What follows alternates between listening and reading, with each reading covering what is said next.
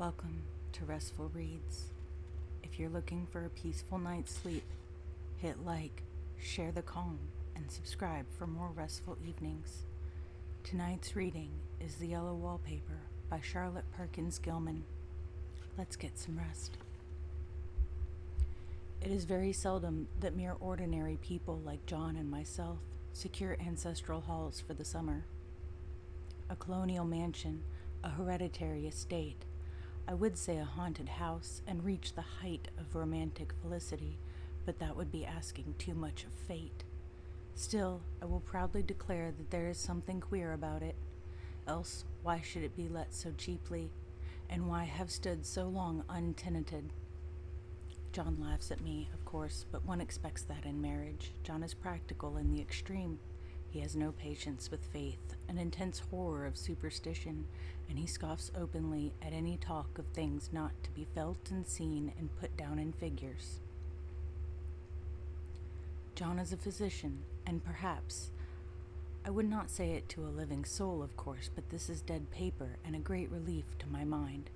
Perhaps that is one reason I do not get well faster. You see, he does not believe I am sick. And what can one do? If a physician of high standing and one's own husband assures friends and relatives that there is really nothing the matter with one but temporary nervous depression, a slight hysterical tendency, what is one to do? My brother is also a physician and also of high standing, and he says the same thing. So I take phosphates or phosphites, whichever it is, and tonics, and journeys, and air, and exercise, and am absolutely forbidden to work until I am well again. Personally, I disagree with their ideas.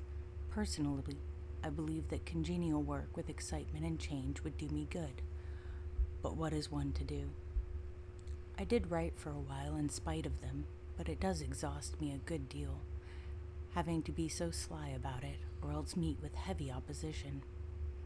I sometimes fancy that in my condition, if I had less opposition and more society and stimulus, but John says the very worst thing I can do is to think about my condition, and I confess it always makes me feel bad.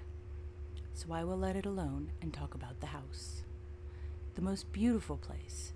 It is quite alone, standing well back from the road, quite 3 miles from the village. It makes me think of English places that you read about, for there are hedges and walls and gates that lock, and lots of separate little houses for the gardeners and people. There is a delicious garden.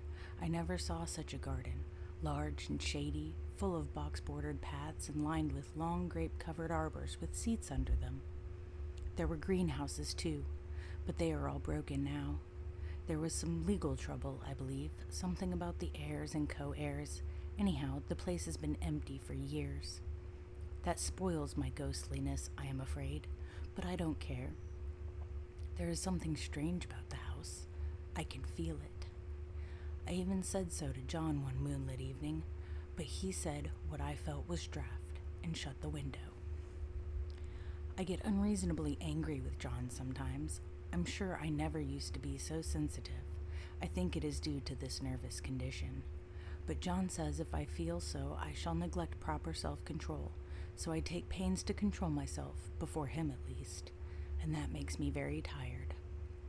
I don't like our room a bit. I want one downstairs that opened on the plaza, and had roses all over the window, and such pretty old-fashioned chintz hangings, but John would not hear of it.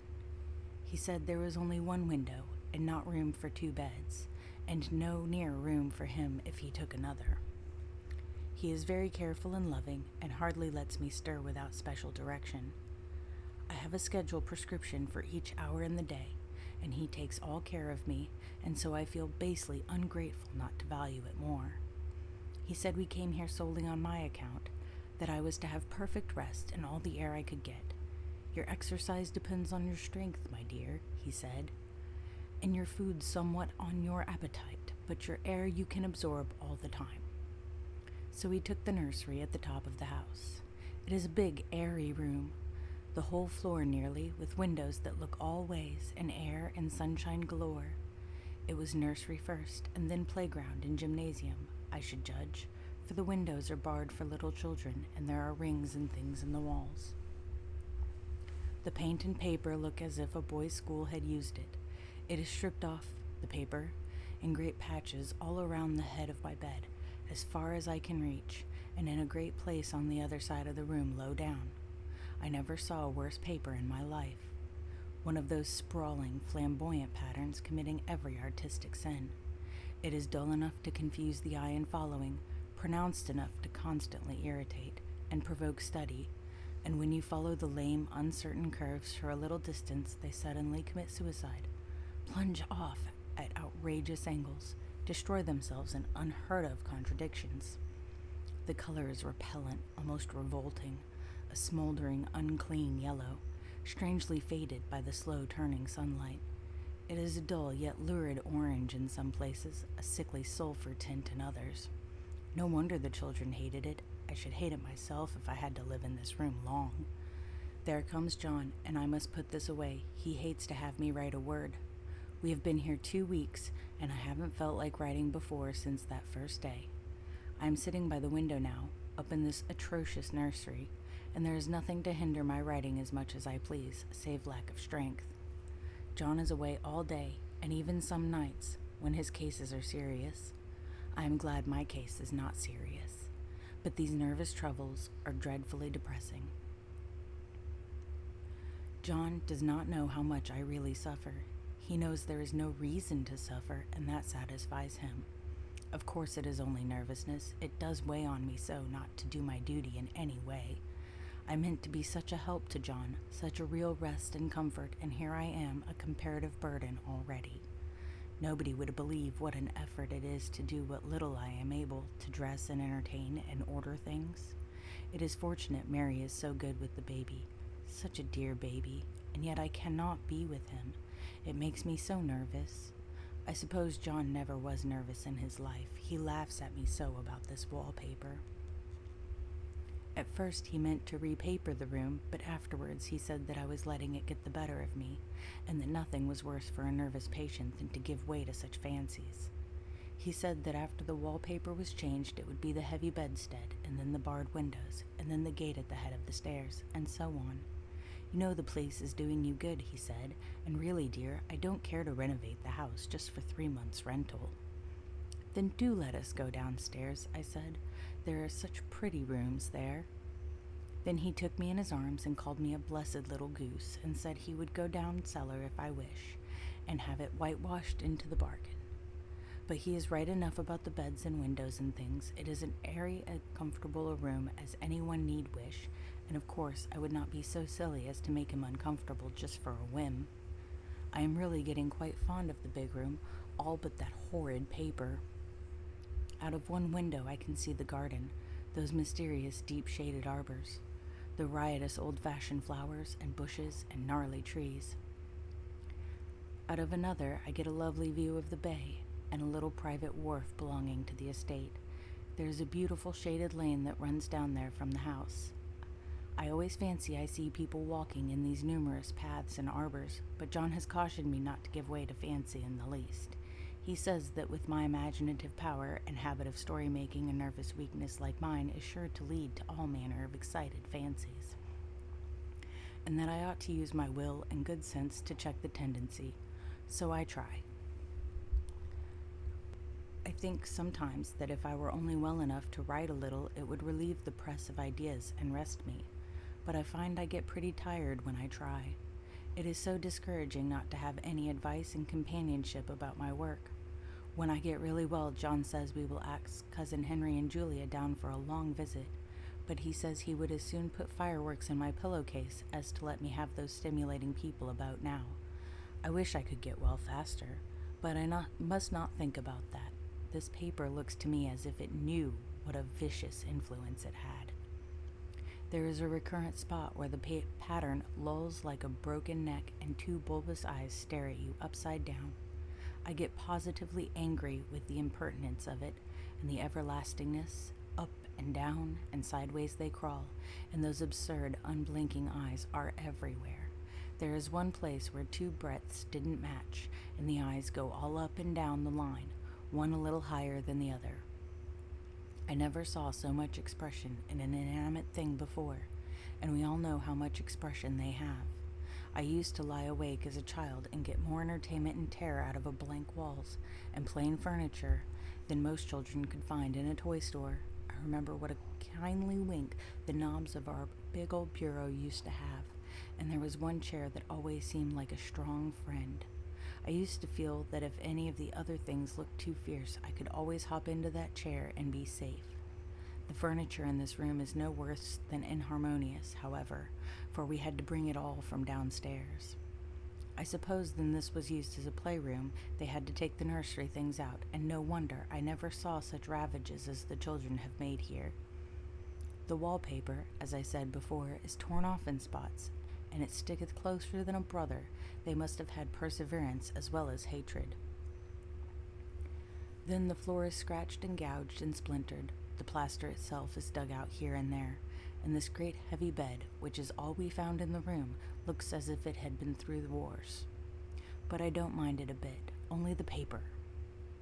There comes John's sister, such a dear girl as she is, and so careful of me. I must not let her find me writing. She is a perfect and enthusiastic housekeeper, and hopes for no better profession. I verily believe she thinks it is the writing which made me sick. But I can write when she is out, and see her a long way off from these windows. There is one that commands the road, a lovely, shaded, winding road, and one that looks off over the country, a lovely country too, full of giant elms and velvet meadows. The wallpaper has a kind of sub-pattern and a different shade, a particularly irritating one, for you can only see in certain lights, and not clearly then, but in the places where it isn't faded, and where the sun is just so, I can see a strange, provoking, formless sort of figure that seems to sulk about behind that silly and conspicuous front design. There's Sister on the stairs. Well, the 4th of July is over, the people are gone, and I am tired out. John thought it might do me good to see a little company, so we had Mother and Nellie and the children down for a week. Of course, I didn't do a thing. Jenny sees to everything now, but it tired me all the same. John says if I don't pick up faster, he shall send me to the Weir Bitchel in the fall. But I don't want to go there at all. I had a friend who was in his hands once, and she says he is just like John and my brother, only more so. Besides, it is such an undertaking to go so far. I don't feel as if it was worthwhile to turn my hand over for anything, and I am getting dreadfully fretful and querulous. I cry at nothing, and cry most of the time. Of course I don't when John is here, or anybody else, but when I am alone. And I am alone a good deal just now. John is kept in town very often by serious cases, and Jenny is good and lets me alone when I want her to. So I walk a little in the garden, or down that lovely lane, sit on the porch under the roses, and lie down here a good deal. I am getting really fond of the room in spite of the wallpaper, perhaps because of the wallpaper. It dwells in my mind so. I lie here on this great immovable bed. It is nailed down, I believe, and follow that pattern about by the hour. It is as good as gymnastics, I assure you. I start, we'll say, at the bottom, down in the corner, over there, where it has not been touched, and I determine for the 1000th time that I will follow that pointless pattern to some sort of conclusion.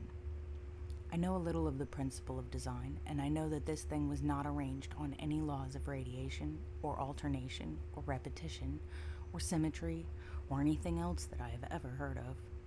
It is repeated, of course, by the breadths, but not otherwise.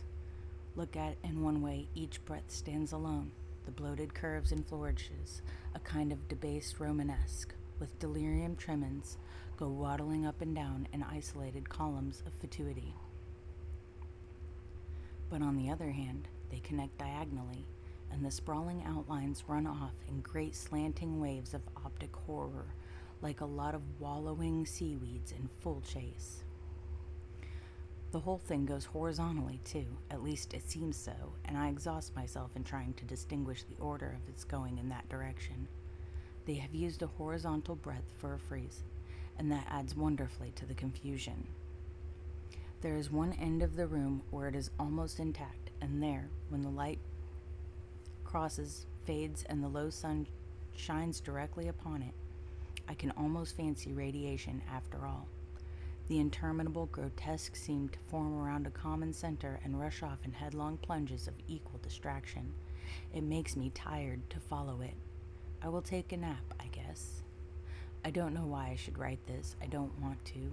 I don't feel able, and I know John would think it absurd, but I must say what I feel and think in some way. It is such a relief. But the effort is getting to be greater than the relief. Half the time I am now awfully lazy, and lie down ever so much. John says I mustn't lose my strength, and he has me take cod liver oil and lots of tonics and things, to say nothing of the ale and wine and rare meat. Dear John, he loves me very dearly and hates to have me sick. I tried to have a real earnest, reasonable talk with him the other day and tell him how I wish he would let me go and make a visit to Cousin Harry and Julia. But he said I wasn't able to go, nor able to stand it after I got there, and I did not make out a very good case for myself, for I was crying before I had finished. It is getting to be a great effort for me to think straight. This just nervous weakness, I suppose. And dear John gathered me up in his arms and just carried me upstairs and laid me on the bed and sat by me and read to me till it tired my head. He said I was his darling and his comfort and all he had, and that I must take care of myself for his sake and keep well.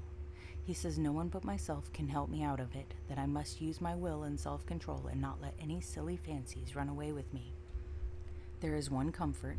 The baby is well and happy and does not have to occupy this nursery with this horrid wallpaper.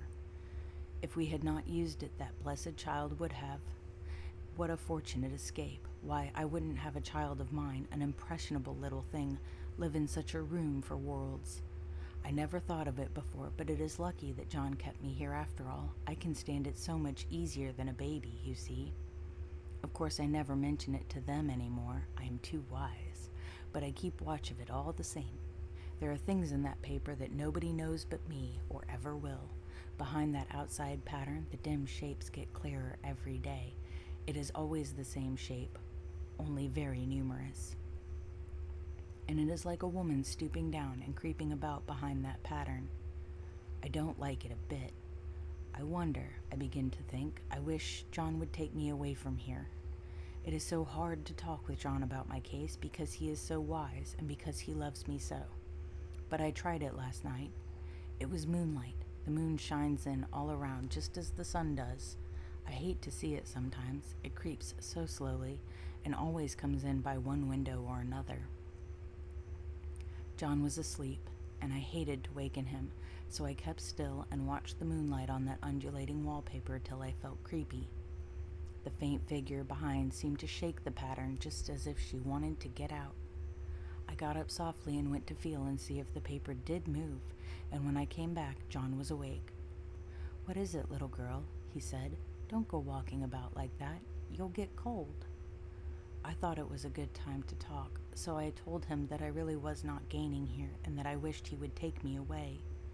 "Why, darling," he said, "our lease will be up in 3 weeks and can't see how to leave before.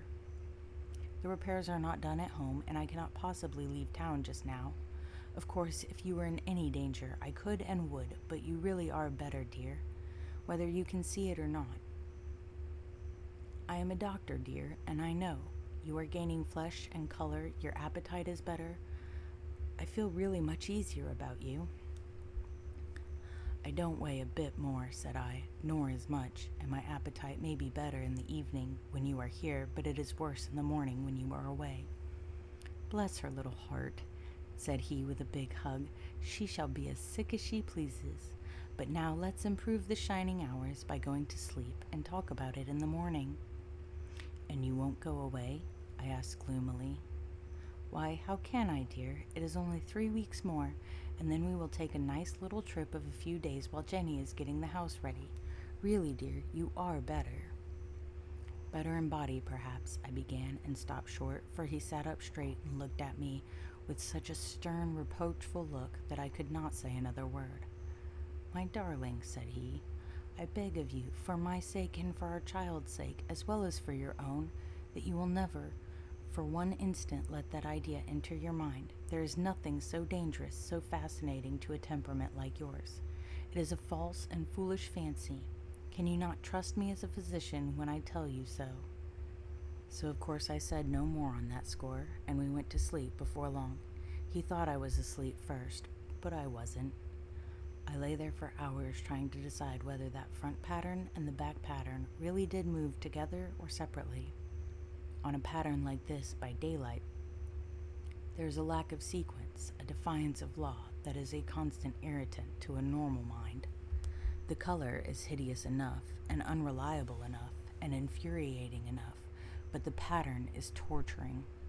You think you have mastered it, but just as you get well underway in following, it turns a back somersault, and there you are. It slaps you in the face, knocks you down, and tramples upon you. It is like a bad dream. The outside pattern is a florid arabesque, reminding one of a fungus. If you can imagine a toadstool in joints, an interminable string of toadstools, budding and sprouting in endless convolutions, why, that is something like it. That is, sometimes. There is one marked peculiarity about this paper, a thing nobody seems to notice but myself, and that is that it changes as the light changes. When the sun shoots in through the east window, I always watch for that first long, straight ray. It changes so quickly that I can never quite believe it. That is why I watch it always. By moonlight. The moon shines in all night when there is a moon. I wouldn't know it was the same paper. At night, in any kind of light, in twilight, candlelight, lamplight, and worst of all by moonlight, it becomes bars. The outside pattern, I mean, and the woman behind it is as plain as can be. I didn't realize for a long time what the thing was that showed behind, that dim sub-pattern, but now I am quite sure it is a woman. By daylight she is subdued, quiet. I fancy it is the pattern that keeps her so still. It is so puzzling. It keeps me quiet by the hour. I lie down ever so much now. John says it is good for me, and to sleep all I can. Indeed, he started the habit by making me lie down for an hour after each meal. It is a very bad habit, I am convinced, for you see, I don't sleep. And that cultivates deceit, for I don't tell him I'm awake. Oh, no. The fact is, I am getting a little afraid of John. He seems very queer sometimes, and even Jenny has an inexplicable look. It strikes me occasionally, just as a scientific hypothesis, that perhaps it is the paper. I have watched John when he did not know I was looking and come into the room suddenly on the most innocent excuses, and I've caught him several times looking at the paper. And Jenny, too. I caught Jenny with her hand on it once. She didn't know I was in the room, and when I asked her in a quiet, very quiet voice, with the most restrained manner possible, what she was doing with the paper, she turned around as if she had been caught stealing and looked quite angry. Asked me why I was frightened her so. Then she said that the paper stained everything it touched, that she had found yellow smooches on all my clothes and John's, and she wished we would be more careful. Did not that sound innocent? But I know she was studying that pattern, and I am determined that nobody shall find it out but myself. Life is very much more exciting now than it used to be. You see, I have something more to expect, to look forward to watch. I really do eat better and am more quiet than I was. John is so pleased to see me improve. He laughs a little the other day and said I seemed to be flourishing in spite of my wallpaper. I turned it off with a laugh. I had no intention of telling him it was because of the wallpaper. He would make fun of me. He might even want to take me away. I don't want to leave now until I have found it out. There is a week more, and I think that will be enough. I'm feeling ever so much better. I don't sleep much at night, for it is so interesting to watch developments, but I sleep a good deal in the daytime. In the daytime it is tiresome and perplexing. There are always new shoots on the fungus and new shades of yellow all over it. I cannot keep count of them, though I have tried conscientiously. It is the strangest yellow, that wallpaper. It makes me think of all the yellow things I ever saw. Not beautiful ones like buttercups, but old, foul, bad yellow things. But there is something else about that paper, the smell. I noticed it the moment we came into the room, but with so much air and sun it was not bad. Now we have had a week of fog and rain, and whether the windows are open or not, the smell is here. It creeps all over the house. I find it hovering in the dining room, skulking in the parlor, hiding in the hall, and lying in wait for me on the stairs. It gets into my hair. Even when I go to ride, if I turn my head suddenly and surprise it, there is that smell. Such a peculiar odor. I've spent hours in trying to analyze it to find what it smelled like. It is not bad at first and very gentle, but quite the subtlest, most enduring odor I ever met. In this damp weather, it is awful. I wake up in the night and find it hanging over me. It used to disturb me at first. I thought seriously of burning the house to reach the smell, but now I am used to it. The only thing I can think of that it is like is the color of the paper, a yellow smell. There is a very funny mark on this wall, low down, near the mat board, a streak that runs around the room. It goes behind every piece of furniture except the bed, a long, straight, even smooch, as if it had been rubbed over and over. I wonder how it was done, and who did it, and what they did it for. Round and round and round, round and round and round. It makes me dizzy. I really have discovered something at last. Though watching so much at night when it changes so, I have finally found out. The pattern does move, and no wonder the woman behind shakes it. Sometimes I think there are a great many women behind, and sometimes only one, and she crawls around fast, and her crawling shakes it all over. Then in the very bright spots she keeps still, and in the very shady spots she just takes hold of the bars and shakes them hard. And she is all the time trying to climb through, but nobody could climb through that pattern. It strangles so. I think that is why it has so many heads. They get through, and then the pattern strangles them off and turns them upside down and makes their eyes white. If those heads were covered or taken off, it would not be half so bad.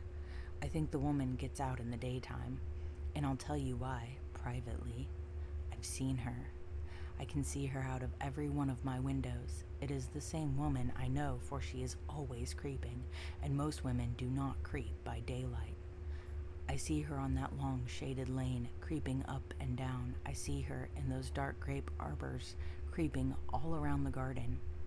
I see her on that long road under the trees, creeping along, and when a carriage comes, she hides under the blackberry vines. I don't blame her a bit. It must be very humiliating to be caught creeping by daylight. I always lock the door when I creep by daylight. I can't do it at night, for I know John would suspect something at once. And John is so queer now, but I don't want to irritate him. I wish he would take another room. Besides, I don't want anybody to get that woman out at night but myself. I often wonder if I could see her out of all the windows at once. But turn as fast as I can only see out of one at a time. And though I always see her, she may be able to creep faster than I can turn. I have watched her sometimes, away off in the open country, creeping as fast as a cloud shadow in a high wind. If only that top pattern could be gotten off from the under one. I mean to try it, little by little. I have found out another funny thing, but I shan't tell it this time. It does not do to trust people too much. There are only 2 more days to get this paper off, and I believe John is beginning to notice. I don't like the look in his eyes. And I heard him ask Jenny a lot of professional questions about me. She had a very good report to give. She said I slept a good deal in the daytime. John knows I don't sleep very well at night, for all I am so quiet. He asked me all sorts of questions too, and pretended to be very loving and kind, as if I couldn't see through him. Still, I don't wonder he acts so, sleeping under this paper for 3 months. It only interests me, but I feel sure John and Jenny are secretly affected by it. Hurrah, this is the last day, but it is enough. John is to stay in town overnight and won't be out until this evening. Jenny wanted to sleep with me, the sly thing, but I told her I should undoubtedly rest better for a night all alone. That was clever, for really I wasn't alone a bit. As soon as it was moonlight and that poor thing began to crawl and shake the pattern, I got up and ran to help her. I pulled and she shook. I shook and she pulled, and before morning we had peeled off yards of that paper. A strip about as high as my head and half around the room, and then when the sun came and that awful pattern began to laugh at me, I declared I would finish it today. We go away tomorrow, and they are moving all my furniture down again to leave things as they were before. Jenny looked at the wall in amazement, but I told her merrily that I did it out of pure spite at the vicious thing. She laughed and said she wouldn't mind doing it herself, but I must not get tired. How she betrayed herself that time. But I am here, and no person touches this paper but me. Not alive. She tried to get me out of the room. It was too patent. But I said it was so quiet and empty and clean now that I believed I would lie down again and sleep all I could, and not to wake me, even for dinner. I would call when I woke. So now she is gone, and the servants are gone, and the things are gone, and there is nothing left but the great bedstead, nailed down with the canvas mattress we found on it. We shall sleep downstairs tonight, and take the boat home tomorrow. I quite enjoy the room, now it is bare again. How those children did tear about here. This bedstead is fairly gnawed, but I must get to work. I have locked the door and thrown the key down into the front path. I don't want to go out, and I don't want to have anybody come in till John comes. I want to astonish him. I've got a rope up here that even Jenny did not find, and that woman does get out and tries to get away. I can tie her. But I forgot I could not reach far without anything to stand on. This bed will not move. I tried to lift and push it till I was lame, and then I got so angry I bit off a little piece at one corner, but it hurt my teeth. Then I peeled off all the paper I could reach. Standing on the floor, it sticks horribly, and the pattern just enjoys it. All those strangled heads and bulbous eyes and waddling fungus growths just shriek with derision. I'm getting angry enough to do something desperate. To jump out of the window would be an admirable exercise, but the bars are too strong even to try. Besides, I wouldn't do it. Of course not. I know well enough that a step like that is improper and might be misconstrued.